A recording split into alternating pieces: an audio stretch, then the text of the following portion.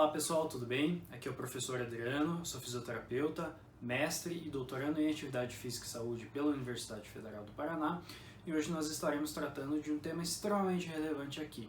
Nós estaremos falando sobre o envelhecimento e o que o envelhecimento causa, né, e como nós podemos intervir como profissionais da saúde, né, e como população em geral. Então a gente vai estar conversando sobre 3 aspectos relacionados ao envelhecimento que é necessário que a gente aborde para que a nossa conversa fique mais clara, tudo bem?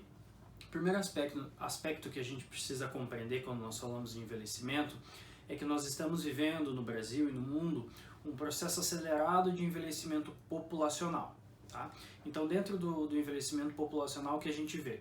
Nós vemos o aumento da expectativa de vida da população, ou seja, a população está vivendo mais.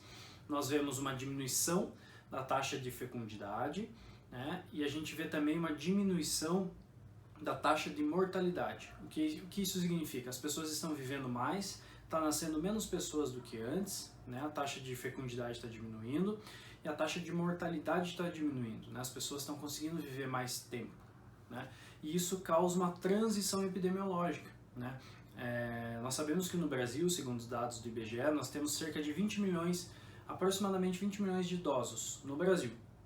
E a expectativa é que até 2050 esse número quase triplique, nós teremos quase 60 milhões de idosos no Brasil. Né? Significa que a população de idosos será maior, né? Vai ultrapassar o número de crianças no Brasil. Né? Isso traz diversas repercussões, ou seja, nós vamos envelhecer com mais qualidade de vida, né? E a gente precisa de uma atenção de saúde maior.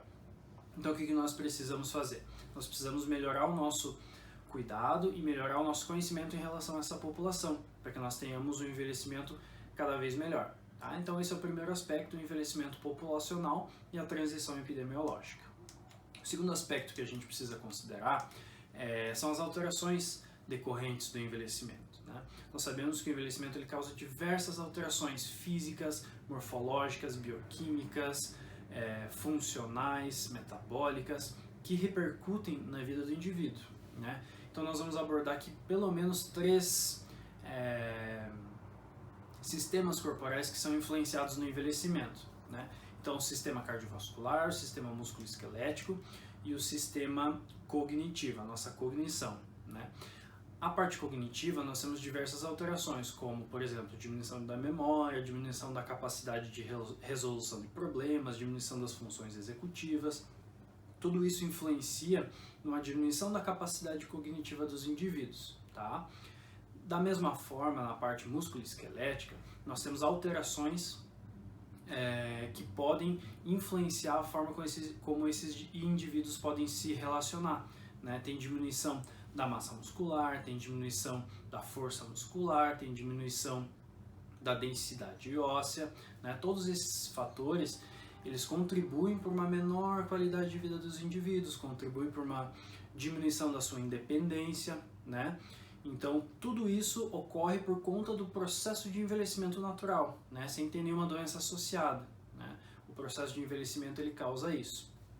E na parte cardiovascular, nós temos uma diminuição, né, da frequência cardíaca em repouso, uma diminuição da frequência cardíaca máxima, né, diminui a capacidade cardiovascular do indivíduo de realizar o exercício, tem normalmente aumento da pressão arterial dos indivíduos, dentre outros fatores, né, aumento dos níveis de colesterol, tudo isso acaba sendo normal ao longo do tempo.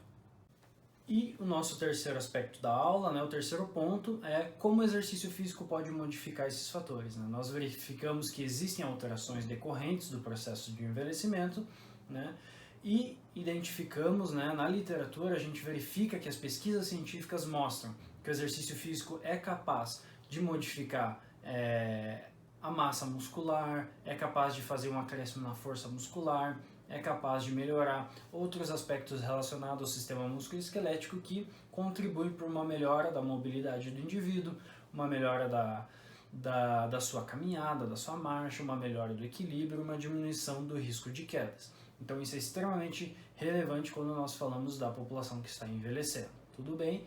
Em relação aos fatores cardiovasculares, né, nós verificamos em pesquisas, em artigos, que o exercício ele vem sendo descrito como cardioprotetor. né? Ele pode melhorar funções, né? Pode diminuir pressão arterial, ele pode prevenir o aparecimento de doenças ou ser também como parte de um processo de reabilitação cardíaca. E em relação à parte cognitiva, nós verificamos que o exercício ele ajuda, tem sido indicado em estudos que ele melhora a memória, ele melhora funções executivas, ele favorece, né, indivíduos que têm alguma doença instalada, como a doença de Alzheimer, algum tipo de demência, né? Então o exercício físico ele promove essas melhorias, né? Então a gente tem esse papel de fazer o processo de orientação em saúde, no caso de você não ser um profissional ou você não trabalhar diretamente com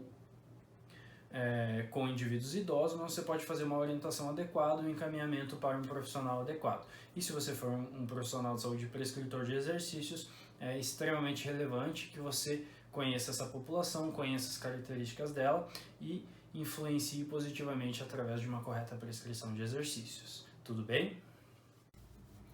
Então é isso, pessoal. Espero que tenha ficado claro os 3 tópicos, né, maiores que nós abordamos aqui, que é o processo de envelhecimento, né, e a transição epidemiológica e as suas repercussões, né, no Brasil e no mundo, os processos de alterações decorrentes do processo de envelhecimento em si. Então a gente falou do sistema cardiovascular, cognitivo e musculoesquelético, e principalmente o nosso 3º ponto, que são os efeitos do exercício físico, da atividade física nesses pontos, né? Então a gente viu que o exercício físico é cardioprotetor, ele é neuroprotetor, ele influencia positivamente também nas funções musculoesqueléticas.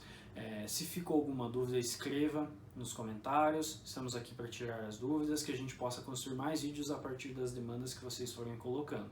Se inscreva no canal, deixa seu comentário e vamos construir junto as informações de qualidade e acessíveis para a população. Um abraço e nos vemos nos próximos vídeos.